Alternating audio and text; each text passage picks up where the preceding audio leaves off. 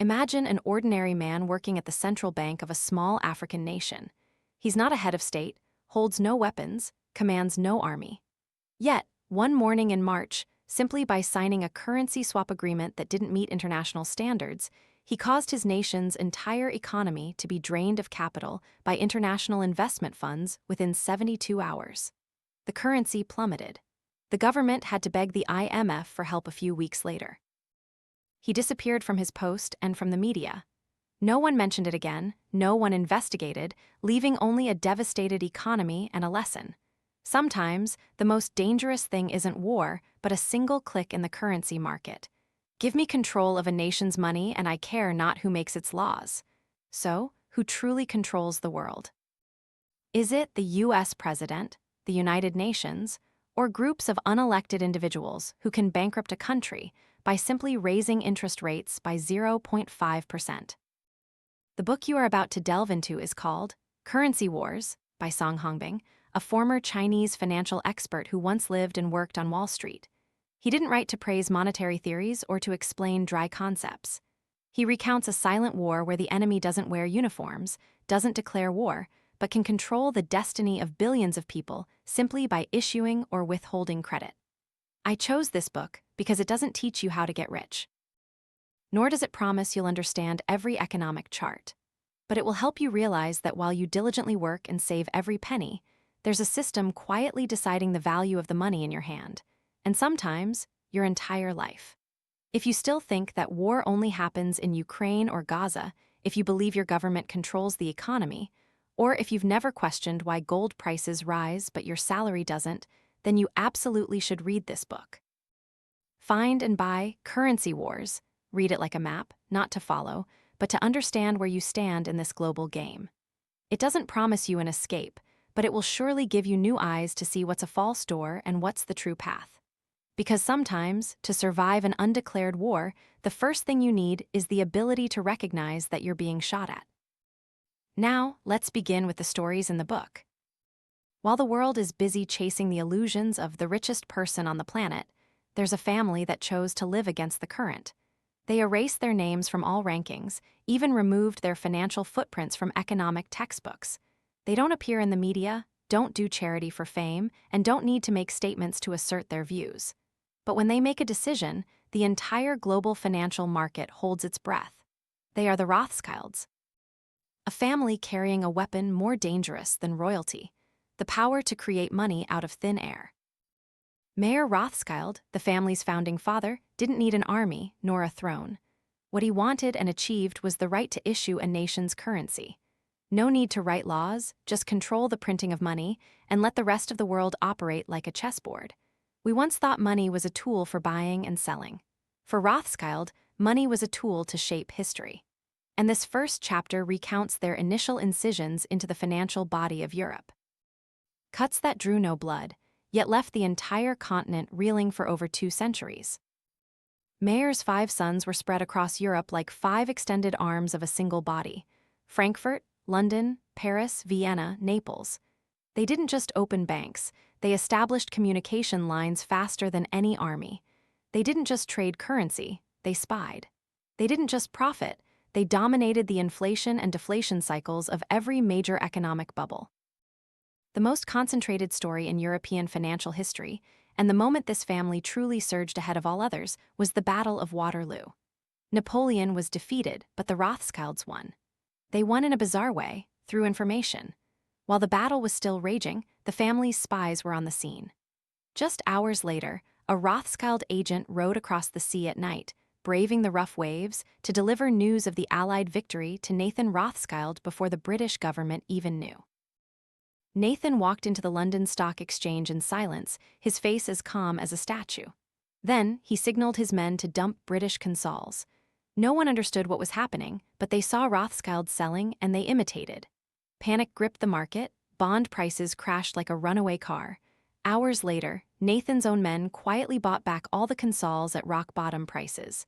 A day later, the official news of victory was announced and the market recovered. But the British financial empire now lay in the Rothschilds' pocket.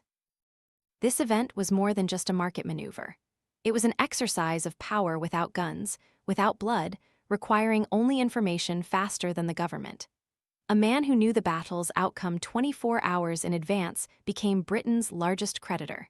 The nation once proud to be the empire where the sun never sets. From then on, every major expenditure by the British government had to go through consols. And the one who decided the price of consols was not Parliament, but Rothschild. This meant they were taxing the entire British populace without ever being elected, and Nathan made no secret of it. He stated bluntly, "I care not what puppet is placed upon the throne of England to rule the empire on which the sun never sets. The man who controls Britain's money supply controls the British Empire, and I control the British money supply." Imagine someone who doesn't need to establish an empire yet controls it, someone who doesn't need to give orders yet makes the entire power system react instinctively, and all he did was perfectly exploit the disparity between information and market reaction. The Battle of Waterloo was just the first chapter. Many more followed. The Rothschilds secured war logistics contracts, controlled gold supplies from India, manipulated the entire European bond market. They didn't engage in politics, but led politics by the nose. They didn't fight in the trenches, but were the only ones who won in every war. This family didn't share wealth. They didn't allow anyone outside the family to sit on the board. They didn't marry outsiders. They only married cousins to keep the assets within the family line and prevent leakage, and they didn't publicly disclose their wealth. The figure of $500 billion is merely an estimate. The true figure is probably immeasurable by conventional metrics. It is a quiet, hidden power. But it permeates every vein of the global economic system like oxygen invisible. But without it, everything collapses. Imagine, while you debate whether to invest in gold or stocks, the Rothschilds already own gold mines and hold the bonds of the companies issuing those stocks. When you read the news, they already own the news channels. When you elect a president, they've already funded both sides. When you go to work to earn money, they are creating money from your money. If you find this absurd, perhaps you've grown accustomed to a world conditioned not to see anything unusual. Because the most unusual thing is what we no longer see because it has become too familiar. When Napoleon failed, no one said the Rothschilds were the victors because no one knew.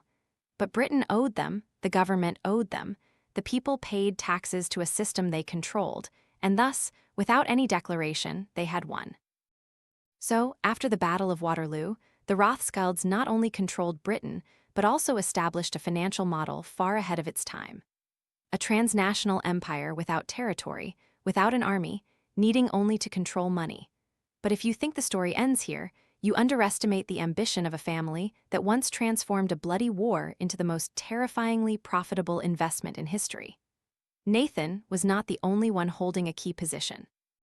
While he controlled the London market, his four brothers quietly established roots across Europe.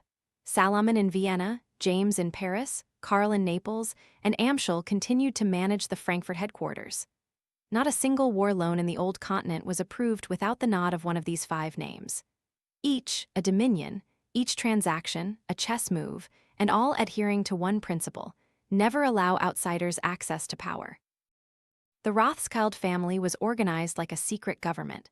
All leadership positions had to be male members of the family. All marriages were endogamous, often cousins marrying each other to keep the wealth within the family. They didn't list their companies on stock exchanges. They didn't disclose their ledgers. They didn't answer to the press, and especially, they never let anyone see the full picture. You might see names like J.P. Morgan, Fell, or Goldman Sachs in the papers, but not Rothschild. And that is the sign of a different class of power, not present, but always present. They built a banking system where news traveled faster than any state telecommunications network. News was money, and the sooner, the more valuable. They established an international payment system even before the telegraph existed. They created a cross-border settlement network based only on internal ledgers between Rothschild branches without needing to transfer gold. They simply debited and credited accounts. While the world was still struggling to understand the gold standard, they had already shifted to controlling the global physical gold supply. The London gold market, the international gold pricing mechanism, was established by them, operated by them, and when they withdrew from that system in 2004, it wasn't because they lost power, but because the game had moved to a new chessboard. By the early 20th century, it was estimated that the Rothschild family's assets accounted for half of the total global wealth. But they didn't use that power to build palaces or burn money like royalty.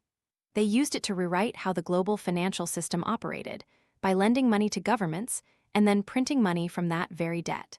They transformed nations once proud of their sovereignty into long-term debtors. They turned citizens' tax obligations into profits for themselves. And by skillfully inflating and then deflating the money supply, they could make an economy boom or collapse with just a few transactions. War, for them, was not a tragedy but an opportunity to redistribute wealth. Every bullet fired was a debt signed. Every peace treaty was a financial restructuring deal. And they stood above all, without factions, without borders. Later generations often found one thing hard to comprehend. Why, for almost 2 centuries, this family remained untouched by coups, crises, or wars. The reason was not luck, but that when you write the rules of the game, every fluctuation is merely a favorable variation. Even when the world entered the modern era, when central banks were established to control currency issuance, don't forget that the very first private central bank model was a product of this family's original designs. They no longer needed direct control, they just needed to ensure that the model they initiated continued to run as planned. Governments borrowed, citizens paid interest, and private banks held the power to print money. The Rothschilds understood one thing clearly. If you print money, you don't need to be elected, you don't need to be famous, you don't need to give orders. As long as people continue to believe in the paper you create, you are still controlling the world. In a discreet interview, a Rothschild family member once said, "If someone could control the issuance of the world's currency, then war, politics, or democracy would just be decorative games." And if you think that's outdated, look at the world today and ask yourself if nations truly control their own currencies, or if they are merely borrowing their nation's future to buy the present. There are wars fought on battlefields, there are wars that occur in boardrooms, and there are silent wars that last for centuries, where no blood is shed, but power changes hands. The war between international banks and U.S. presidents is one such war. A war without guns, without armies, yet the fallen were the highest leaders of America. Let's start with a quote that sends shivers down one's spine when we read. "I have 2 great enemies, the Southern Army in front of me and the financial institutions in the rear. Of the 2, I fear the latter more." Those were the words of President Abraham Lincoln, who was assassinated after issuing an independent currency not through private banks. He wasn't the first. Before him, Thomas Jefferson warned that banks were a greater threat to liberty than standing armies. He witnessed a conspiracy brewing in the early years of the nation to establish a private central bank under the guise of being national. But in reality, it was a tool to manipulate the entire U.S. financial system and monetary policy. And the person who carried this out was Alexander Hamilton, the first U.S. Secretary of the Treasury, who had shadowy connections with European financial powers, especially the Rothschilds. Hamilton pushed for the establishment of the first central bank, the first Bank of the United States, in 1791. It was a privately owned bank, but was granted the power to issue national currency. And this was the first cornerstone in the 100-Year War between the constitutional government and the international banking empire. 20 years later, the bank's charter expired. Congress refused to renew it, but the financial powers would not give up. By 1816, the Second Bank of the United States was born with almost the same structure. Private entities owned 80% of the shares. People called this the return of the international bank. By 1828, Andrew Jackson entered the White House with a vow, "I will kill the bank," and he kept his word. Jackson was the first president to defeat a central bank. He refused to renew the second bank's charter, withdrew all government funds from the system, and bluntly declared, "If the people only understood the rank injustice of our money and banking system, there would be a revolution before morning." Jackson survived 2 failed assassination attempts, but history did not continue to favor other presidents. In 1861, during the crisis of the Civil War, Lincoln refused to borrow from private banks at exorbitant interest rates. Instead, he authorized the government to issue greenbacks, interest-free paper money backed by national faith and production. That was a direct slap in the face of the international banking system. No one profited from interest. And as you guessed, he was shot dead. After Lincoln's death, the entire greenback program was abolished. The banking system regained control over money issuance. But the war wasn't over. By 1881, President James Garfield, who openly criticized the power of banks and advocated for an unmanipulated currency, was also assassinated just months into his term. But the climax of the war wasn't in assassinations. It was in the most sophisticated political infiltration in U.S. financial history, the Federal Reserve. Before that, the U.S. had periods of currency issuance based on gold, the gold standard, which helped stabilize value. But this meant that banks could not arbitrarily print money. To break that, the banking tycoons needed a crisis, and they got it with the financial crisis of 1907. This was a carefully arranged collapse. Markets were chaotic, confidence evaporated, and the tycoons stepped in to rescue the situation. Then they proposed a solution: an independent central bank to control the money supply and stabilize the market. But the independence here meant independence from the government, not from Wall Street. On a winter night in 1910, on Jekyll Island, a group of the most powerful men in America, representing families like Rockefeller, Morgan, and Warburg, secretly met and drafted the plan for the Federal Reserve. They wrote the law, and 3 years later, on Christmas Eve 1913, with many members of Congress absent, the Federal Reserve Act was passed. The U.S. officially handed over the power to issue currency to a private banking system. The government lost control of money. Every dollar issued was a debt of the government to a private organization that was not audited by any elected body. You can see the paradox. A nation prints money but has to borrow that money to use and pays interest with its citizens' taxes. So, who is the real owner? The 100-Year War seemed to have ended here, with a decisive victory for the international banks. In 1963, President John F. Kennedy did something that for the next 50 years no one in U.S. politics dared to mention. He signed Executive Order 11,110, authorizing the Treasury Department to issue silver certificates, a type of currency backed by real silver and not through the Federal Reserve System. This was not a technical act. It was a declaration of war. Kennedy not only issued money, he signaled that the White House wanted to reclaim supreme monetary authority, and that meant a direct challenge to the banking magnates sitting on the Fed board, unelected individuals who controlled every financial cycle of the nation. That year, Kennedy was young, full of ideals, and brave enough to call out the power in the shadows. But then, on November 22nd of the same year, he was shot dead in Dallas. The official reason for the assassination remains a murky maze, but for those who follow the money, the question is no longer who shot him, but who benefited. Executive Order 11,110 was withdrawn after his death. The silver currency Kennedy issued was quietly recalled. The U.S. continued to print dollars through the Fed and continued to borrow from itself, paying interest with the people's money. Why did no subsequent presidents mention this again? Why is the U.S. monetary system, despite being the world's largest economy, not under government control? And why is the mainstream media almost silent on this reality? The answer lies in the very structure of the Fed. This system consists of 12 regional banks, but the real power lies with the Federal Reserve Board in Washington, D.C., a group of people not audited, not controlled by Congress, who can manipulate interest rates, the money supply, and even determine cycles of recession or growth. A single decision of theirs can cause millions to lose jobs, the stock market to crash, or housing prices to soar, but you cannot elect them. You cannot sue them either. And if you ask who they are, the answer is representatives of the world's largest financial corporations, not belonging to any nation. Look at the crises of 1929, 1987, 2008. After each collapse, who saved the market? The Fed, by pumping money. And where did that money go? Into the pockets of large banks, too big to fail, corporations.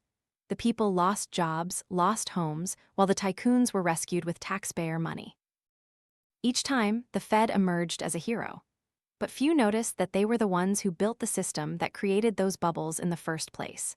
And when the world began to question the real value of the dollar, when countries like China, Russia, and Iran began to seek payment in gold or local currencies, the reaction never came from the Fed, but from the White House and the Pentagon, as if the Fed's financial interests had become national interests. This is the key point. When currency is no longer an economic tool but a geopolitical one, every war begins with a banknote. And this is also why the US must always develop its military in parallel with its financial system, not to protect democracy, but to protect monetary hegemony, meaning the right to print money for the whole world to use. Today, over 60% of global foreign exchange reserves are dollars. Oil is traded in dollars. International contracts are signed in dollars. This means every nation is reserving a currency that isn't its own. And when they need dollars, they have to buy them from the market. And that market is regulated by the Fed. So what is the Fed? It is a private bank wielding supreme power like a state within a state. The war between international banks and US presidents seemed to end after Kennedy's death, but in fact, it never stopped.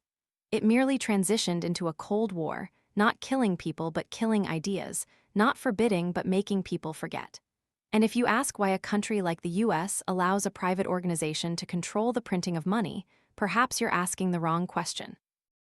The more accurate question is, why does a money printing organization need a country like the US to maintain its global position?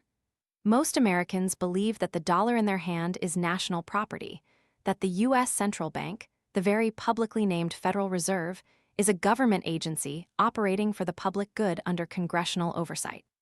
That belief is the only thing keeping the system alive, and it is entirely false. If there is an organization powerful enough to manipulate the value of money, influence economic policy, determine interest rates, and stifle financial cycles, it is the Fed. But the Fed is not the state. It is not audited. It has no obligation to be transparent. And the strangest thing is that the vast majority of people know nothing about it, even though it determines almost every aspect of their lives. The story of the Fed did not begin in Washington, but on a secluded island called Jekyll, where in 1910, 7 of the most powerful men in America secretly boarded a night train, carrying drafts that would change monetary history forever. Among them were representatives of J.P. Morgan, the National City Bank of New York, and representatives of the Rockefeller and Warburg families. Names not unfamiliar to anyone who has ever turned a page of financial history. They were not elected. They represented no one but themselves, yet they were the ones who wrote the law for the Federal Reserve System. And then, on Christmas Eve 1913, when most members of Congress had left for their homes for the holidays, an extraordinary session was held with only a thin majority. The bill passed. President Wilson signed it into law without anticipating that he had just handed supreme power to a private group, the power to issue America's money. From that moment, every dollar printed was no longer state property, but the Fed's property. The government could not print its own money. To get money, the government had to borrow from the Fed and pay interest. Let's pause here to fully understand the consequences of this. In the past, whenever the government needed money, it issued bonds, a time-limited promise to repay debt. Citizens or banks could buy those bonds as investments. But after 1913, the Fed became the largest buyer of government bonds. This meant the government borrowed money from a private organization and then paid interest with the people's taxes. If you find this cycle illogical, you're beginning to understand its nature. The Fed not only prints money, they also control interest rates, the tool that regulates all borrowing activities in the economy. A nod from the Fed can cause real estate prices to soar. A shake of the head can push millions of businesses to the brink of bankruptcy. People work to earn money, governments borrow money to spend. As for the Fed, they print money and lend it at interest rates they themselves set. And strangely enough, this entire system is not in the hands of the state. The directors of the 12 Fed member banks are appointed by the Board of Governors, which in turn largely comes from private banks. The Fed can advise Congress, but it is not bound by Congress. They can appear before financial committees, but are not legally obligated to account for their actions. They are a shadow state operating the dollar empire. When the U.S. fell into the Great Depression in 1929, the Fed not only failed to save the market, but actually tightened the money supply, causing thousands of banks to fail and people to lose all their savings. Meanwhile, large banks, which were protected and had preferential access to liquidity, seized this opportunity to acquire the entire financial market at bargain prices, restructuring the entire economy into the hands of a minority. That was not a policy failure, it was a strategy. By 1933, President Franklin Roosevelt had to issue an executive order banning gold hoarding. Citizens were forced to surrender all personal gold to the government. In return, they received dollars, but dollars no longer backed by gold. Immediately, the U.S. abandoned the domestic gold standard. The Fed no longer needed to stockpile precious metals to print money. They just needed to print and call it credit. This meant the value of money was no longer in what it represented, but in the trust placed in the issuer. From then on, the Fed became the true magician in the financial world. They didn't need to produce anything. They just needed to add a few numbers to the accounting system to create hundreds of billions of dollars. And when you spend money, you are exchanging your effort for something they conjured. The world calls this fiat money. Money created not by material value, but by the decree of those in power. And in the case of the U.S., those in power are not the president, not Congress, but the Fed's board. The story doesn't end in the U.S. Because the dollar is the global reserve currency, every nation holding dollars is unconsciously empowering the Fed. When the Fed raises interest rates, the whole world wobbles. When the Fed loosens monetary policy, countries are forced to print money accordingly to prevent their local currencies from depreciating. This means the Fed is not just the central bank of the U.S., it is the central bank of the world, and the world has no right to elect them. In every global crisis, the Fed is always at the center. The European debt crisis, the Fed pumped liquidity. The COVID crisis, the Fed printed trillions of dollars. And you know what happened next? The rich saw their assets soar, workers lost jobs, and the real value of money eroded. The Fed called that macroeconomic stability. In reality, it was the greatest magic trick ever performed, without the audience realizing they were being hypnotized. There's one thing few people notice. Throughout the 20th century, whenever a national leader tried to pull their country out of the control of the international monetary system, they either encountered trouble, were overthrown, were isolated, or disappeared. Look back at the story of Muammar Gaddafi in Libya. In 2009, he openly called for building a gold-backed Pan-African monetary system, independent of Western financial institutions. He even intended to establish an African central bank issuing a gold dinar, a currency backed by real resources. Just 2 years later, NATO intervened, Gaddafi was executed, and Libya was ravaged. And that independent currency project was never mentioned again. That's one example. How many other examples never came to fruition? The power to issue money is not just about printing paper, it is the power to define reality. Whoever controls money controls value. And whoever controls value controls minds. The Fed doesn't need elections because they don't campaign for public support. They operate on trust, the most volatile yet most easily manipulated asset. Imagine if tomorrow the entire world no longer trusted the dollar. All reserve currencies would lose value. Nations would collapse because they couldn't pay debts. Global supply chains would halt, chaos would erupt. The Fed understands this, and so they don't need to hide their power. They just need to maintain the illusion that there are no other options. The U.S. has long lost control of its own currency, but what's more frightening is that they no longer remember they once had that power. The education system doesn't teach about the nature of the Fed. Textbooks don't mention the power to issue money. The media doesn't explain why a private organization runs a public function. Everything is presented as a logical arrangement, as if it's the only option for a modern economy. But when you look deep enough, you'll see that this very logic is the most illogical thing. We are living in an era where money no longer represents labor or real value, but is the product of a button press. A command entered into a computer in New York. Every time the Fed pumps money, air is blown into the system, bubbles inflate, and when they burst, those holding the pump have already retreated. In every boom and bust cycle, the public ultimately pays the price with their savings, their jobs, their financial longevity. As for the Fed, they merely shift from the role of sorcerer to victim, then continue the cycle anew. So the question is, can control of currency be reclaimed from the Fed? In theory, yes. The U.S. Congress could pass laws to abolish or reform the Fed. But that has never happened because election campaigns need money, and money always flows to those who print it. When public policy is shaped by funding, real power lies not in the ballot box but in the flow of capital. As for the people, they only see rising gas prices, high housing costs, heavy loan interest, and wonder why. because they've never seen the invisible hand turning the money supply spigot. The Federal Reserve is a cunning invention. It's wrapped in the guise of economic stability, inflation control, and political neutrality, as if it were a philanthropic organization doing good deeds for society. But when you look back at hundreds of years of financial history, you'll see that every cycle of default, crisis, and asset restructuring has its hand behind it. An organization that can create trillions of dollars out of thin air, yet is accountable to no one. That's not a system flaw, that is the system. And when such a system operates smoothly, it means the rest of the world is being smoothly controlled. People often say war is hell, but for international bankers, war is a golden holiday, a harvest season, where every bullet fired comes with a bill, and every fallen body opens up a new loan.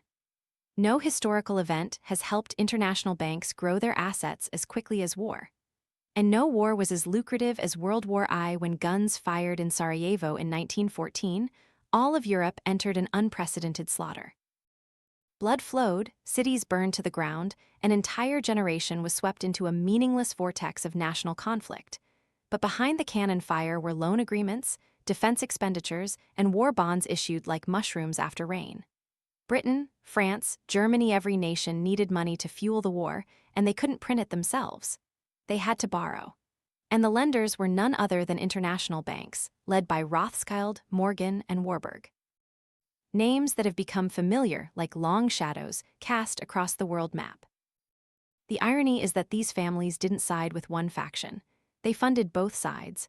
Rothschild London lent to Britain, Rothschild Paris lent to France, and Rothschild Frankfurt quietly financed Germany a three-branch war. And there was no side from which they didn't profit. The longer and costlier the war, the more money the banks made from interest. A cannon shell exploding in a trench lasts only seconds, but the debt to buy it can last for decades. This makes one wonder whether modern wars are truly for national ideals or just bloody arenas set up to serve an industry that never declines, the industry of debt. In the autumn of 1917, the U.S. officially entered the war, and immediately the colossal money printing machine was activated to finance it. The U.S. government issued Liberty bonds, and citizens were encouraged to make patriotic investments. Behind that propaganda campaign, banks once again played the role of intermediaries, buying bonds, controlling the market, and profiting from the interest rates they themselves proposed. World War I ended in 1918. All of Europe lay in ruins. More than 10 million people died, millions were maimed. But the balance sheets of international bankers swelled many times over. And then, as peace barely arrived, another event occurred that many later analysts argued was not an accident but the result of a strategy: the Great Depression of 1929. The U.S. stock market collapsed, thousands of small banks failed, and millions lost jobs. But the large banks, already protected and with preferential access to liquidity, seized this opportunity to acquire the entire financial market. This is one of the most notorious cycles: bubble, collapse, restructuring. And in each cycle, whoever holds cash wins. However, the key point of this chapter is not just the role of war or recession, but who stood behind the coordination of these outbreaks of violence and crises. And the answer lies in a name few know: the Bank for International Settlements, BIS. The BIS was founded in 1930, headquartered in Basel, Switzerland, where all secrets are enveloped in silent snow. It was introduced as a financial organization to facilitate payments between central banks. But in reality, it is the bank of central banks, where governors from major nations meet in secret every month. No minutes, no public statements, no press, and no outsider has the right to ask questions. The BIS is not just a convergence point for monetary power. It is where international accounting standards are decided, cross-national liquidity is monitored, and cross-border credit systems are designed. In other words, if you think the Fed drives the U.S. economy, the BIS writes the global map. It is not regulated by the laws of any nation, pays no taxes, cannot be sued. Its headquarters is extraterritorial land in the heart of Europe. And here, currency is reprogrammed from the perspective of the world's financial architects. During World War II, the BIS continued to exist. Even as member nations were slaughtering each other, the Nazi German Central Bank and the Bank of England regularly transferred funds through the BIS. This became a secret financial lifeline connecting two warring factions. And you understand, if war is destruction, the BIS is where the money from that destruction is stored. Every conflict, large or small, needs a financial coordination center. And the BIS has played that role from the 20th century to today. It doesn't appear on television, it doesn't make statements, it doesn't ask permission. But every time a nation defaults, a capital flow disappears, or a new accounting standard is issued, the BIS's footprint is there. You might call the Fed the heart of the U.S. financial system, but the BIS is the global brain, and no one outside the international banking elite holds the key. After World War II, the world seemed to have learned its lesson. But instead of confronting those who manipulated both great wars, humanity decided to give them more power. In 1944, when the guns had not yet cooled, the Allied powers gathered at Bretton Woods, New Hampshire. This conference established the financial framework for the New World Order, created the International Monetary Fund, IMF, the World Bank, WB, and most importantly, chose the dollar as the global reserve currency, pegged to gold at a fixed rate of $35 per ounce on paper. This was a stable, transparent, and fair system.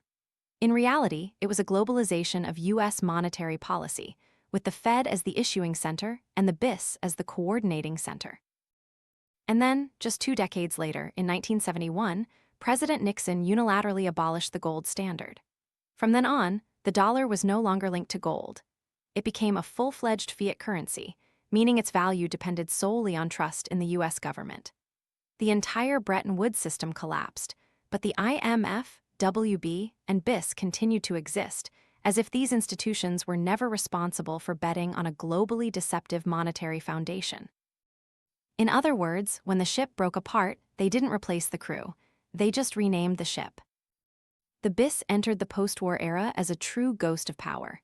It is not elected by the people, not accountable to anyone, yet it is where capital adequacy standards are set, cross-national banking operations are supervised, and policy responses after every financial crisis are directed. In 2008, when the global financial system stood on the brink of collapse, the BIS was the one issuing new guidelines for central banks. Cut interest rates to zero, pump massive liquidity, implement quantitative easing, meaning large-scale money printing. But the strange thing is, no one asked the BIS what authority it had to issue those directives, because simply, almost no one knows of its actual existence. Imagine a closed meeting room in Basel. Every month, the governors of the world's largest central banks, Fed, ECB, BOE, BOJ, gather. No public content, no recordings, no minutes. There, they discuss interest rates, exchange rates, capital flows, and global response scenarios. After the meeting, each returns to their country and implements national policies that mysteriously coincide. That is a form of globalization without a national flag. The BIS does not possess power in the traditional sense. It does not control policy through military force or media. It does so through quiet technical standards. One example, Basel III capital standards, issued by the BIS after the 2008 crisis, required banks to increase their capital ratios and reduce leverage. It sounds good, but the consequence was that small banks in Africa and Asia were eliminated from the game because they couldn't meet the standards. As a result, global capital flows were drawn to large banks in the West, exactly where the crisis originated. So who benefited and who wrote the rules of the game? An ordinary citizen cannot access the BIS. A journalist is not allowed to attend meetings. A member of parliament is not allowed to read internal meeting documents. But a central bank governor always has a reserved seat. This sounds like a conspiracy theory, but the truth often doesn't need theories, it only needs observation. There's a question few ask: why are the economic policies of major countries always so eerily similar? Why do crises occur globally? Why are policy responses always synchronized? Because there is a common cockpit, and the BIS is where the steering wheel is controlled. It is the central bank of central banks, and also the only place no one has the right to investigate. In a world where power often hides behind symbols of democracy, the BIS is a perfect example of an institution that operates smoothly without democracy. So, ultimately, who is running the global financial system? The answer may not be an individual but a mechanism where supranational institutions like the BIS, Fed, IMF, and WB quietly coordinate, alternately creating crises, allocating capital, restructuring markets, and then calling it stability. And when you look at your bank statement, you have no idea how many layers of control, how many rounds of interest extraction, how many layers of intermediaries that number has passed through before reaching you. Today, when you see the price of a loaf of bread double, you might think it's a market issue due to rising gas prices, transportation costs, labor wages. All reasons sound logical, but few ask why the money in your hand loses value so quickly. Who decides for that currency to weaken, and is this truly an economic accident or a policy designed from the start? Welcome to the world of cheap money policy. It's where money no longer represents value, but only the speed of consumption, where printing more money is no longer a last resort but a celebrated strategy, where inflation, once the enemy of the economy, is now given a new guise, a tool for stimulating growth. And that is one of the greatest magic tricks in the history of human economics. Let's go back to the 1930s, after the Great Depression. Western economists were forced to rethink their entire approach to money. Keynesian theory emerged, stating that in a crisis, the state must intervene, spend, inject money, and accept inflation to save production and employment. And that was the gateway for central banks to become heroes by flooding the market with cheap credit. Initially, this policy seemed effective. When the economy was sick, a push from monetary stimulus would help it recover. But the problem is, once you get used to living on stimulants, you no longer know how to operate on internal strength. And from then on, the entire world entered an era of unlimited credit. People started borrowing more. Businesses borrowed to expand, people borrowed for consumption, governments borrowed to spend. Everything seemed to be developing. But development based on debt is a road with no exit. Because as debt increases, you are forced to keep interest rates low to prevent the system from collapsing. And to keep interest rates low, you have to continue printing money to buy bonds. And when you print too much money, the currency will lose value. Not immediately, but slowly, silently, like acid corroding every banknote in your wallet. That is the nature of inflation. It's not about prices going up, but about the value of money going down. A dollar, a euro, a yen all are becoming buckets with holes drilled in them. And you are unaware that the water inside is leaking out by the hour. But this is not an accident, this is by design. Because for bankers, inflation is a way to quietly erase debt. If you are a government and owe trillions, you cannot pay it all back. But if you make the currency lose half its value, that debt has effectively been reduced by 50%. You pay less with weaker money. The people lose purchasing power, but the state reduces its burden. Who wins? But that's just the tip of the iceberg. The more subtle aspect is this. When interest rates are low, the wealthy can borrow to invest in assets, real estate, stocks, bonds, risky assets. The prices of those assets rise not because they are inherently more valuable, but because too much money is being printed and seeking refuge. The result is that those with assets get richer, while wage earners get poorer. The wealth gap widens, not because of differences in ability, but because monetary policy creates asset disparity. This is the class nature of cheap money.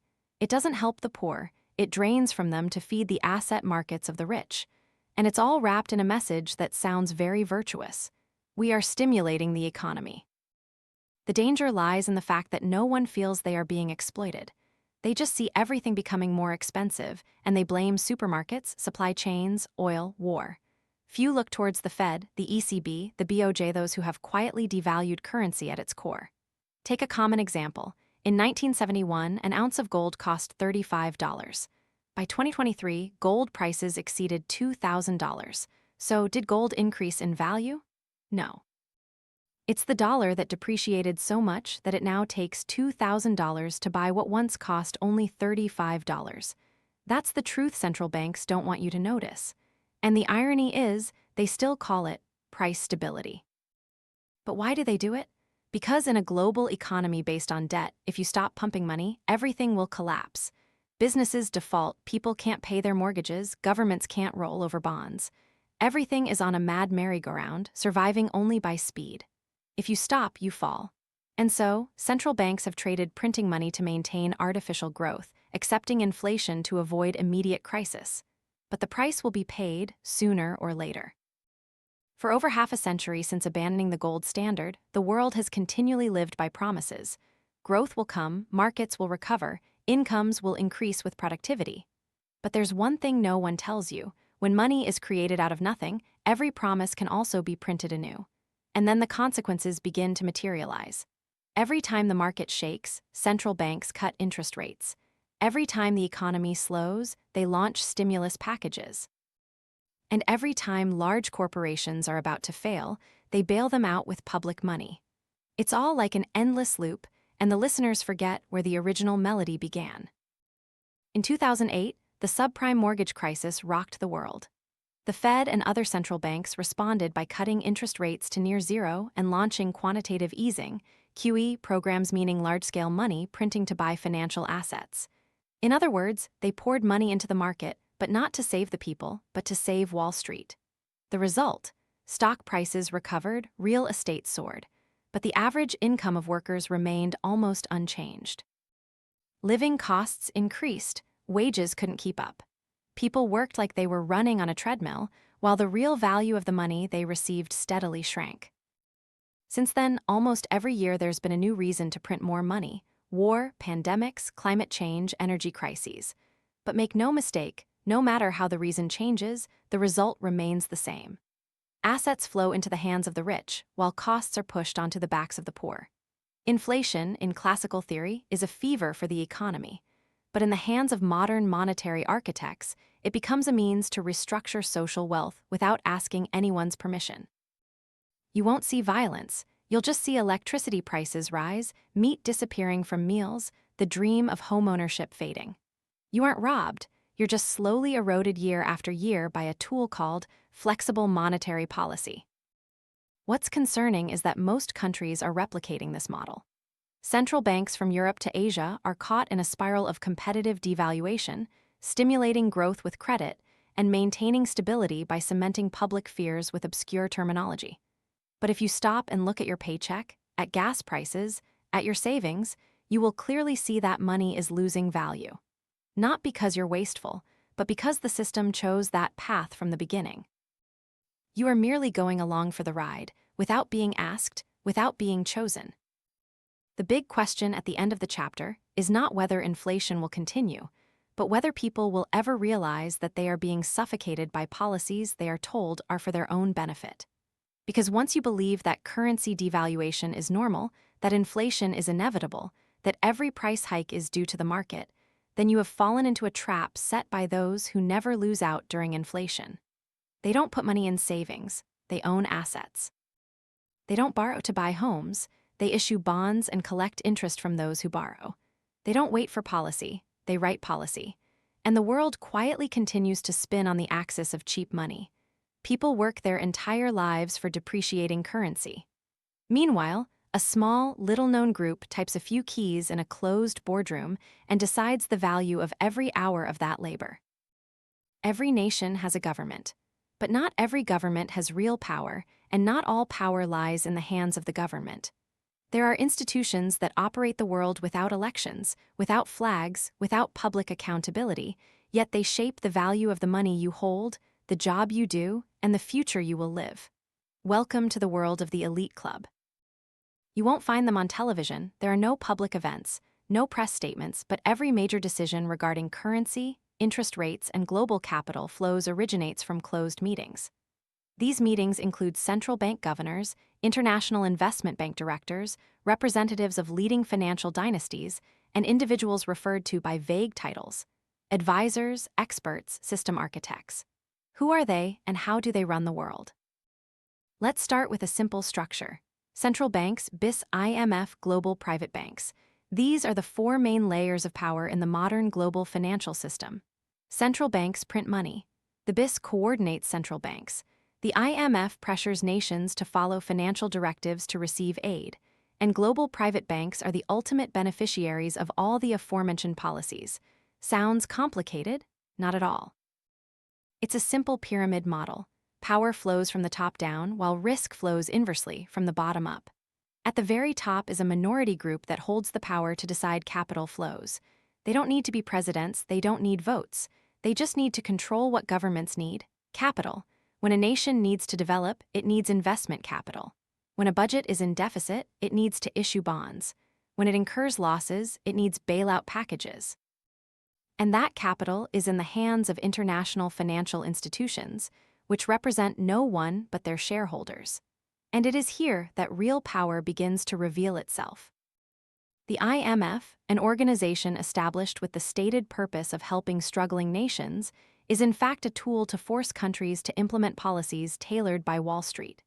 To receive a loan package, you must cut public spending, float your currency, privatize state-owned enterprises, and open financial markets for Western banks to acquire assets.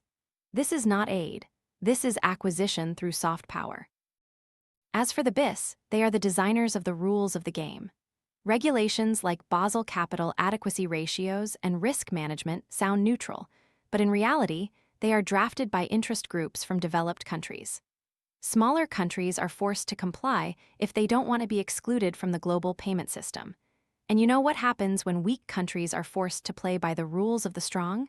They always lose. And what about global private banks? Imagine a network including Goldman Sachs, JP Morgan, Citibank, HSBC. They are not just financial institutions, they are true centers of power. They operate bond markets, control asset prices, and dominate cross-border capital flows. They hold shares in major investment funds, and these major investment funds, in turn, hold shares in almost all large corporations worldwide. This means that from banking, they step into the political arena without needing to run for office. All these layers of power are connected through secretive clubs: the Bilderberg Group, the Trilateral Commission, the Council on Foreign Relations, CFR, the G30, the World Economic Forum, WEF, and countless unofficial but super-influential advisory organizations. This is not a conspiracy theory. These are real organizations with decades of operation, whose members include central bank chairmen, hedge fund managers, former presidents, and leading financial billionaires.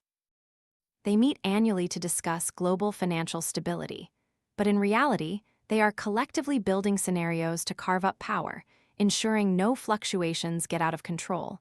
And if they do, they will be the first to know to profit. You might ask, so where is democracy? It lies at a lower level, where people vote for their representatives.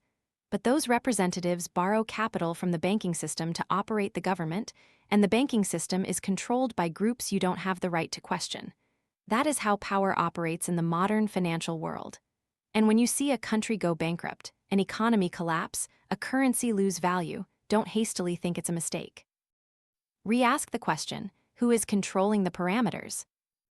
In recent years, countries have successively fallen into debt crises: Greece, Lebanon, Sri Lanka. Each with a different scenario, but the motif is strangely similar. Public debt soars, local currency depreciates, budget deficits expand. And finally, they call the IMF, and who do they call?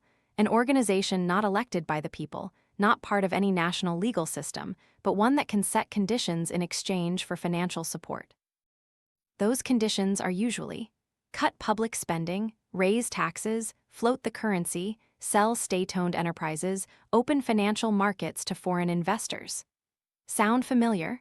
That is the modern version of financial colonialism, where the dominator doesn't need to plant a flag or deploy troops. They just need to control capital flows. And the bitter truth is that the people have no other choice. Because if they refuse aid, the domestic banking system collapses, the currency becomes worthless, goods become scarce, and riots erupt. This means you either concede power or have it stripped away. Countries in this system are like fish caught in a net. To escape, you must cut the rope. But cutting the rope means bleeding, and staying means being slowly squeezed tighter. You think this is accidental? No, this is by design. The entire global financial architecture is built like a maze. The deeper you go, the more dependent you become. The more you develop, the more indebted you become. The more indebted you become, the more you must obey.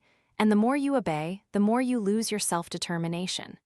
Poor countries are bound by debt, developed countries are tied by financial alliances. Central banks are no longer independent money issuers, but branches of the same system coordinating global capital flows, where every major decision is referenced from the BIS. Look back at the COVID-19 pandemic. Countries printed money en masse to provide subsidies, rescue businesses, and keep economies afloat. But when the dust settled, they faced inflation, budget deficits, record public debt. And who came back to guide policy? The BIS, the IMF, the G30 group, the very entities that had silently observed before.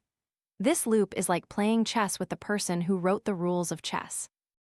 You might make a few moves, thinking you have an advantage, but in reality, you are being led exactly to the position they want. Indeed, in this system, no country is immune, not even the US. The number one financial superpower also operates within a framework designed by financial corporations it cannot control. US presidents may change every term, but the leaders of the Fed, BIS, and IMF endure as pillars of an implicit, non-democratic political order. And what's more dangerous is that they no longer need to hide. When you believe that every fluctuation is natural, every decision is for growth, every failure is due to poor management, then you have lost the ability to identify a system programmed for injustice to appear reasonable. So, is there a way out? Yes, but not within the old system. To escape the global financial trap, a nation needs three things: monetary independence, resource sovereignty, and the courage to refuse conditional aid. But that is a thorny path because every existing structure is designed to punish those who deviate. Remember, modern warfare doesn't need armies, it just needs capital withdrawal. It doesn't need missiles, it just needs a credit rating downgrade. It doesn't need a coup, it just needs to devalue the local currency and send millions onto the streets out of hunger. You might see that as economic consequences, but in reality, it is the result of a systemic financial weapon. And behind that weapon are groups of people you will never see on a ballot. When a nation falls into financial crisis, the first people knocking on its door are not its friends, but its creditors. And the two most familiar names that usually appear with a benevolent smile and a list of conditions are the International Monetary Fund, IMF, and the World Bank, WB. They say they come to help, but what they really bring is a long list of mandates. You need to cut your budget, privatize the electricity system, stop fuel subsidies. Let your currency freely depreciate, open your doors to foreign investors, and if you ask, what if I don't? They won't shoot you, won't send troops into your country, they will simply not lend you money. And when you have no money, you will have to come back and beg them again. That is how the loop of modern financial colonialism operates. It doesn't need guns, it only needs money and accompanying conditions. Look back at history. The IMF was established in 1944 at the Bretton Woods Conference with an initial objective that sounded noble: stabilizing exchange rates, providing short-term financial assistance to member countries facing balance of payment difficulties. But over time, this organization ceased to be a savior of fragile economies and became a molding machine, forcing all nations into the same policy framework. Austerity, market liberalization, reduced state role, prioritizing debt repayment over public spending. As for the World Bank, nominally a development institution providing capital for infrastructure projects in poor countries, it became the left hand of the global financial system, devising technical solutions to reform institutions, shaping education, health, and fiscal policies according to the Western model. The problem is that model is often ill-suited to the realities of developing countries. Take Africa as an example. From the 1980s to the 2000s, dozens of African nations were forced to implement structural adjustment programs drafted by the IMF and WB. The content: cut state budgets, privatize public assets, eliminate price controls and subsidies.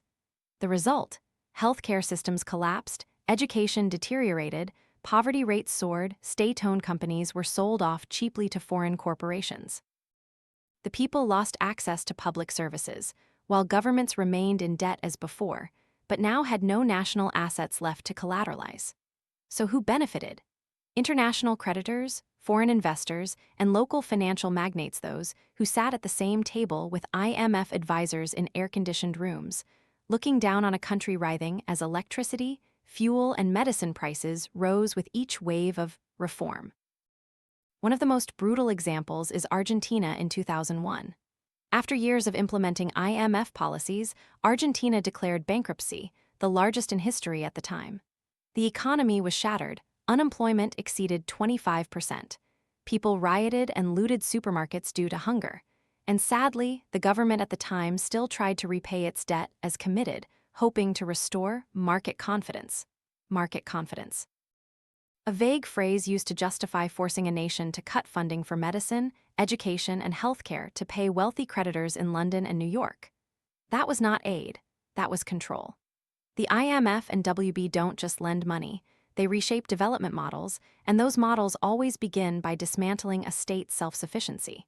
When a government can no longer pay teachers' salaries, import medicines, or control exchange rates, who truly governs that country? The answer is not in the Parliament building, but on the highest floors of the IMF and WB headquarters in Washington, D.C. However, what makes this game perfect is that it is veiled in humanitarian language. Every loan comes with concepts like sustainable development, modernization, improving governance capacity. The documents are thick, the reports full of charts. But the ultimate goal remains to make countries dependent on borrowed capital and to use that capital to serve the interests of the global financial market. And when crises occur, the IMF itself is invited to rescue. It's like being poisoned by a drug, then the drug dealer returns in a white coat, claiming to have a new antidote. Each time, the debt burden increases, national assets decrease, and real power shifts from Parliament to the boardrooms of international technocrats. That's why many scholars call the IMF and WB the legitimate representatives of 21st century financial imperialism. Many ask, if the IMF and WB can cause such harm, why do nations continue to sign loan agreements? The answer is bitter, because there is no other option. When a nation is exhausted by crisis, no one else trusts it enough to lend money except the IMF, and the IMF only disperses funds when that nation agrees to a pre-designed reform program. At that point, the finance minister's signature is nothing less than a commitment to financially squeeze the nation for at least the next decade. And then, development projects begin to be implemented. Highways, power plants, seaports, telecommunications systems are built with loans from the WB, but the contractors are Western companies. Equipment is imported from the lending countries. Operating costs are borne by the local people. When the project fails, the debt remains intact. In financial terms, this is called localizing risk, internationalizing profit. As for the people, it's a golden hoop wrapped in aid packaging. But at this point, the important thing is not to expose the role of the IMF or WB. The important thing is to re-ask the fundamental question: what is the true value of money, and why can't a sovereign nation control its own currency? We are living in a world where money is no longer printed from productive value, but from credit. Money is no longer a medium of exchange, but a tool of coordination, and its issuers are not the nation but undemocratic organizations. Therefore, the real war is not about interest rates, not about exchange rates, but about the ability to reclaim monetary sovereignty. Venezuela, Argentina, when their currency loses value, the people revolt, but no one asks why these nations allow their monetary models to be so easily manipulated. And why do organizations like the IMF always have a ready solution whenever collapse is imminent? Perhaps because the crisis is not an accident but a strategy. And that is the ultimate war of real money. As this chapter's title foretells, real money is not something you can print infinitely. It must be tied to production, to labor, to resources, and most importantly, to a nation's intrinsic belief in itself. The IMF and WB have built a system where countries in difficulty are no longer encouraged to produce more, but are encouraged to borrow more. And when they borrow more, they must comply. What is the result? Governments are turned into debt keepers instead of future planners. Citizens are turned into interest-paying tools instead of development beneficiaries. Economies are turned into global capital transit stations where all benefits are transferred abroad. So where is the way out? That question has no easy answer because any nation that tries to create an independent monetary system is immediately isolated from trade, given low credit ratings, cut off from international capital, or worse, destabilized internally. Libya under Gaddafi is an example. He once proposed establishing an African central bank issuing a gold dinar, independent of the dollar and the SWIFT system. A few years later, liberated his country with bombs. The reality shows that you can fight a government, but you cannot fight an entire global banking system if you don't have your own money. War, as we once knew it, has changed. It is no longer a battle between two armies with clear territorial boundaries and official declarations broadcast on radio waves. Nor is it the image of tanks, planes, and flags flying over presidential palaces. Today's war is quieter, more subtle, and more effective. It is a war without gunshots, without a visible enemy. There is no declaration of war, and especially no end date. It is currency war. And in this war, supranational organizations are the invisible expeditionary forces running the entire world with capital flows, exchange rates, credit, and programmed crises. We have heard a lot about the BIS, IMF, World Bank, but behind the facade of public administration, there is an entire ecosystem of non-governmental, yet super-powerful institutions, where the most important decisions about currency, investment, and development policy are made without elections, without parliament, without any checks and balances. What are these organizations? They are the Bilderberg Group, the Trilateral Commission, the Council on Foreign Relations, CFR, the G30, the World Economic Forum, WEF, and countless unofficial advisory organizations with influence far exceeding that of a single nation. Look at the Bilderberg Group, meeting in secret once a year, with no media, no minutes, no resolutions. But the attendees are always policymakers, central bank governors, transnational corporate leaders, managers of the world's largest investment funds. There, global trends are shaped, crises are foreseen or greenlit. Monetary strategies are coordinated across nations, but no one asks who elected them. Consider the World Economic Forum, WEF. It sounds humanitarian. The media even calls it a conference for humanity's future. But in reality, Davos is where the global coordinating class gathers, where ideas about a global digital currency, redefining financial sovereignty, and rebuilding the post-pandemic financial system are presented as self-evident truths. And somewhere, these ideas quietly become national legislation, bailout packages, and international financial standards. These organizations do not issue money, but they adjust market expectations.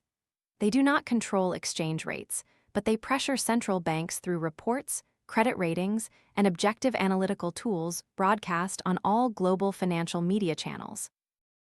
And if a country deviates from the trajectory, these organizations don't need military intervention. They just need to cut off access to the SWIFT payment system, block access to digital financial platforms, or cause international capital to withdraw within hours. That's enough to collapse an entire financial system. Sounds exaggerated? Look at Iran or Russia, countries cut off from the global payment network. Within days, goods cannot be imported, foreign exchange reserves lose value, people panic. No bombs needed, just lock the digital wallet. That is modern siege warfare, not with armies, but with capital flows. But the most terrifying thing is not how they do it, but how they make you believe it's normal. They rewrite the language. Financial stability is actually interest rate control. Systemic risk mitigation is actually suppressing independent monetary initiatives. Capital market liberalization is actually removing all barriers so that global capital can flow in and out, collected by a few groups for their own benefit. Every time a country faces a crisis, a team of international experts immediately appears, bringing the same reform model: cut public spending, privatize services, open financial markets, and commit to timely debt repayment. As for the people, they are told to tighten their belts. We are witnessing a new global financial order, where organizations represent no one yet make decisions for everyone. A world without empires yet with colonies, without wars yet with failures, collapses, surrenders, and no declarations of war. Because in modern currency warfare, silence is the strongest attack. Supranational organizations don't need to occupy territory, they occupy language. When you say stability, you are repeating their keyword. When you emphasize flexible monetary regulation, you are using the vocabulary they defined. And when you oppose protectionism, you are speaking with the voice of those who benefit from open markets, not those who will lose their land, farms, or jobs to waves of colonial-style capitalism. That is absolute victory, when the colonized still believe they are being rescued. And it is in this space, where words are brainwashed, where nations are merely links in a credit supply chain, that currency war operates without slogans. Imagine a country that has just announced its withdrawal from the international payment system, issued a national digital currency, and banned foreign funds from speculating in its domestic market. The next day, investment risk reports are released by credit rating agencies, capital flees, the local currency plummets, foreign exchange reserves evaporate. People take to the streets because food prices soar. That government, if it doesn't quickly adjust its policies, will collapse within 6 months. No coup needed, no soldiers required, just make money turn its back on you. And money, as you know, is the most loyal dog to its master, but will bite anyone who doesn't give it shelter. Supranational organizations have created an ecosystem where the market is deified. But the market they speak of is not a place for exchanging real value. It is a place for trading expectations, rumors, automated sell orders, and financial leverage. A place where you can earn billions in the blink of an eye without producing anything. You call it modern finance, but in reality, it's a new kind of feudalism, where the king doesn't need a throne, just an offshore account system and a few high-speed trading algorithms. As for you, whether a politician, journalist, or worker, you are classified as consumable assets if you don't generate profit at a predetermined rate. Worse still, you are taught that this system is civilized. But if civilized means a billionaire can profit from the bankruptcy of an entire nation, then perhaps that definition needs to be rewritten. Supranational organizations have erected an undemocratic yet legitimate edifice, where the rules of the game are written by think tanks, signed by governments, protected by the media, and accepted by the people because they have no other choice. So, who dares to resist?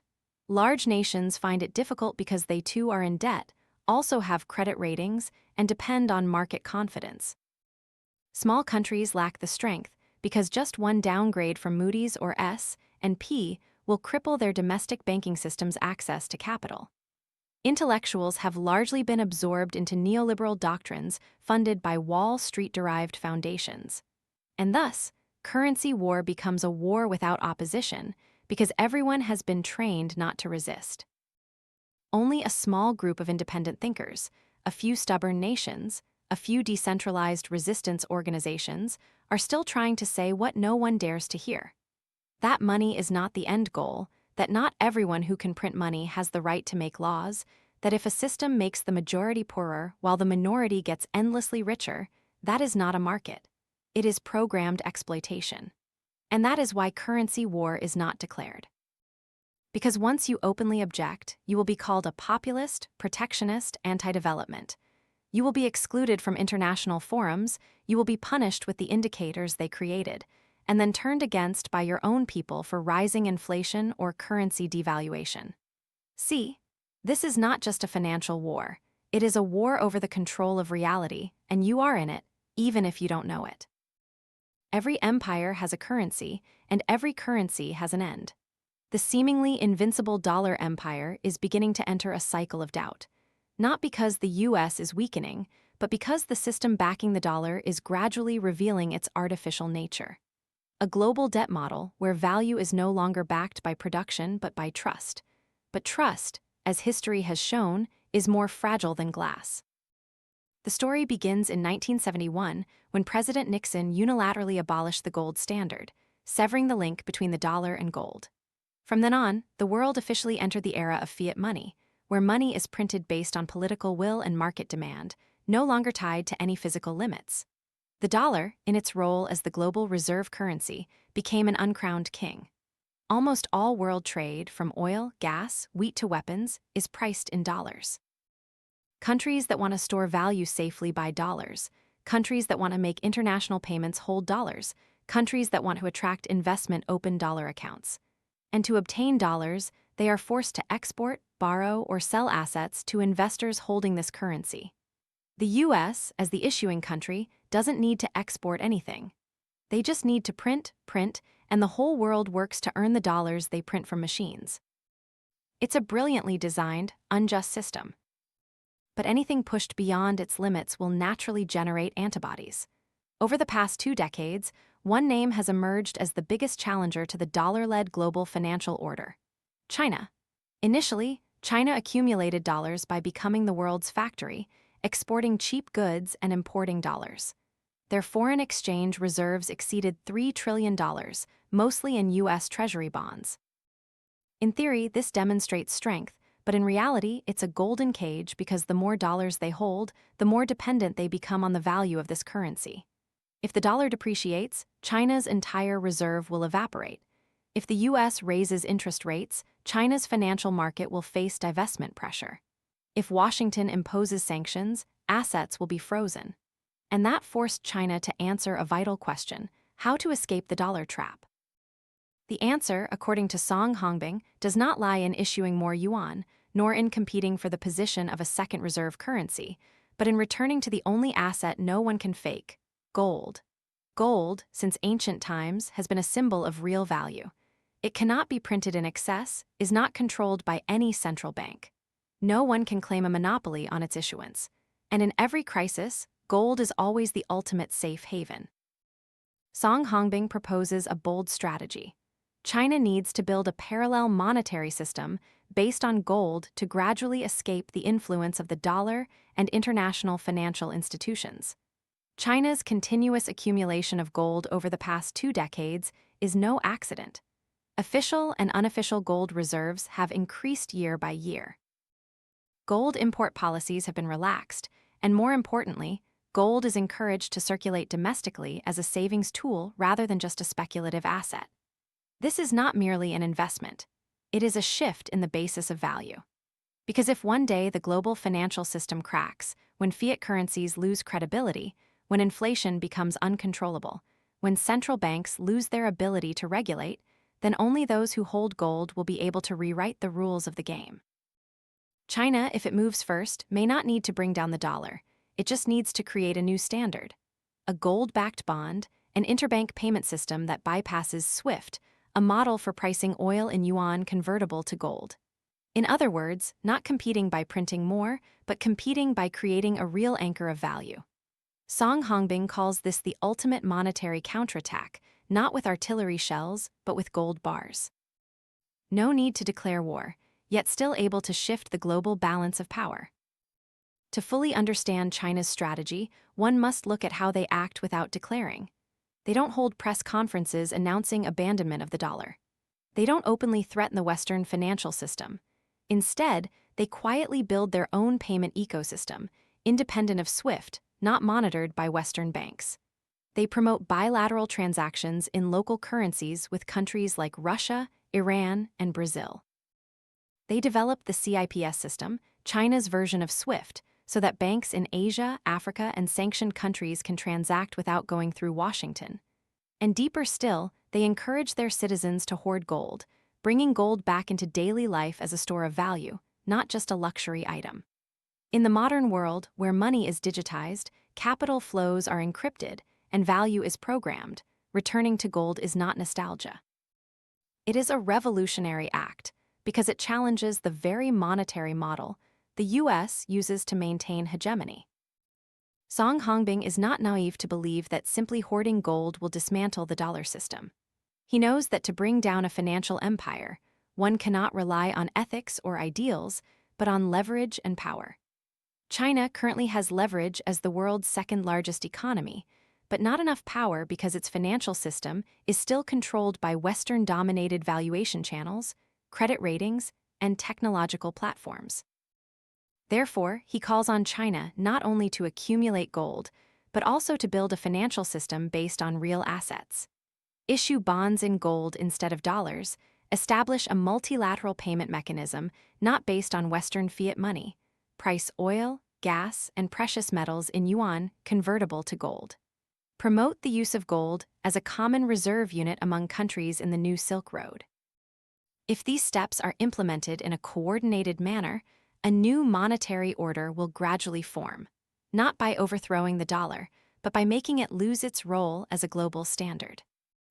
The important thing is for China to move first, because when the next monetary crisis occurs, and no one knows when those nations that have prepared in advance with gold, with real assets, with independent payment mechanisms, will not be swept into the spiral of mass collapse.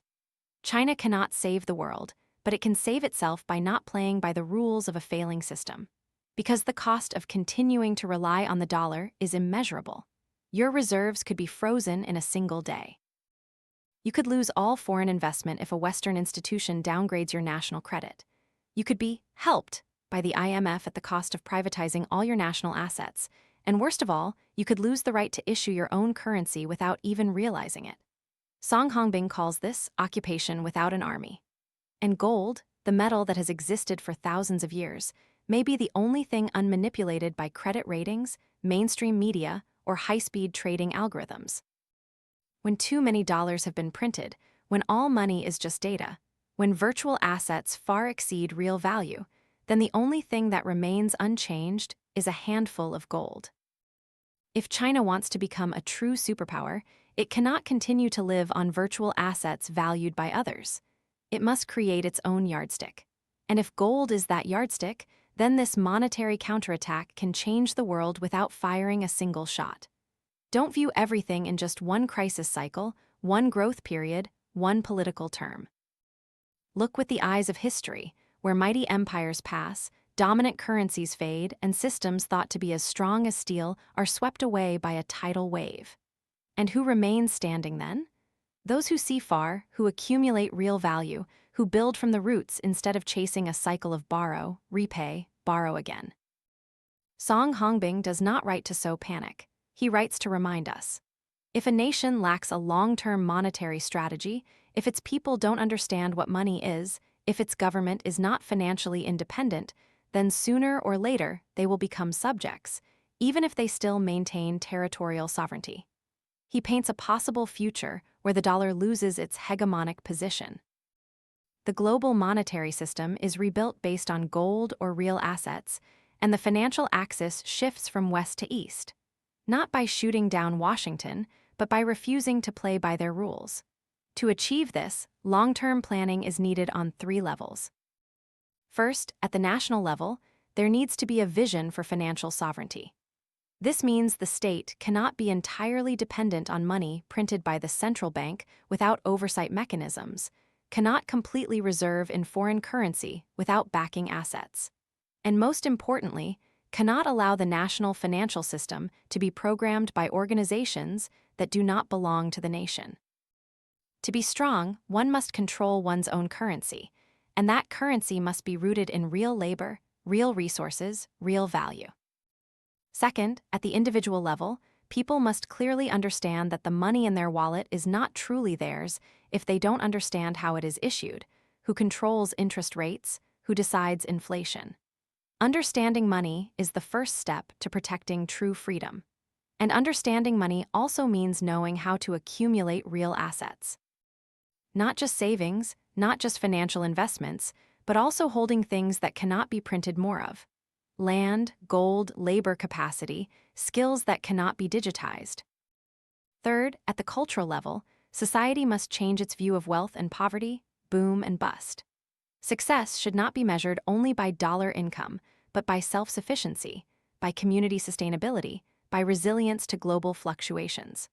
Song Hongbing particularly emphasizes that a strong financial system is not one with many billionaires, but one where the majority of the population is not dominated by crisis every time Wall Street sneezes.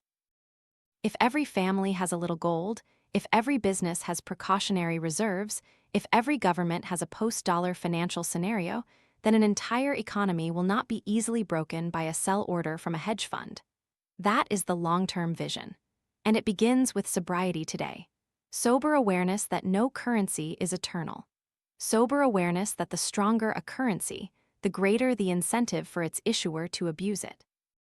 Sober awareness that devaluation does not start at the market, but at the central bank headquarters. And sober awareness that if you don't understand how the monetary system works, you are being operated by it. Song Hongbing also warns that if we don't change now, when the current system collapses, we won't have enough time to rebuild from scratch. Because in chaos, those with a plan will seize the power to dictate the new order. And if the new order is again designed by the old players, then the so-called post-dollar era will just be another version of the same tragedy. Therefore, he calls for building a post-Western financial system now, not to oppose the world, but to be able to survive if the world shifts course. Civilizations collapse not due to a lack of technology, but due to a loss of ability to distinguish truth from falsehood. When gold is replaced by paper, paper by data, and data is controlled by those who own the servers, the question is no longer, where is the money? But what is money? If money cannot be redefined, then all economic policies, all financial strategies, all development plans are built on sand.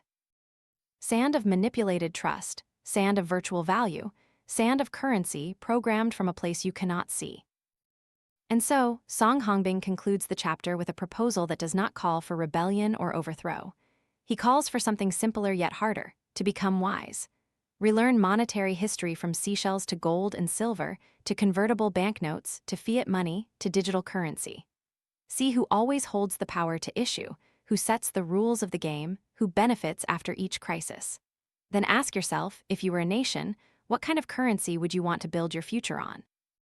A currency that can be cut off, frozen, invalidated by a single sanction, or a currency tied to a value that no one can print more of?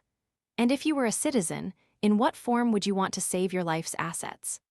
A number in a bank that can lose value after a few Fed meetings, or a physical substance in your hand that no one can evaporate? Song Hongbing does not dream of an ideal world. He knows that gold does not solve all problems. Monetary freedom does not equate to social freedom. But without a foundation of real value, every model is merely a tool for unfair redistribution disguised as growth. In the future world, where digital currency, programmable money, central bank digital currencies will be the trend, the danger is not technological change, but that money increasingly moves away from the hands of the populace. When you cannot touch the money you earn, cannot understand the rules of its issuance, cannot control interest rates, cannot decide the value of your savings, then you are no longer the master in the economy. You are a temporary renter of power, and if you rent without understanding the contract, you have been deceived.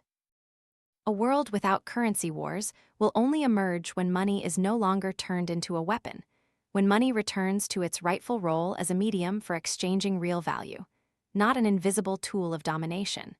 When nations are free to issue their own currency without asking the market for permission. When people can accumulate assets that are not eroded by the printing commands of others. When the system is based on mutual trust instead of mutual punishment. That is a world difficult to achieve in one generation. But if we don't start dreaming about it, thinking about it, preparing for it, then we will forever remain in a war without declarations, without visible enemies, without gunpowder, but leaving casualties in the form of debt, crisis, and the disintegration of community values. Song Hongbing does not offer absolute solutions. He offers a mirror, in which every nation and every citizen must look at themselves, to see if they are living on their own money or on the credit of others, to see if they are controlling their economic destiny or merely a pawn on the global monetary policy chessboard.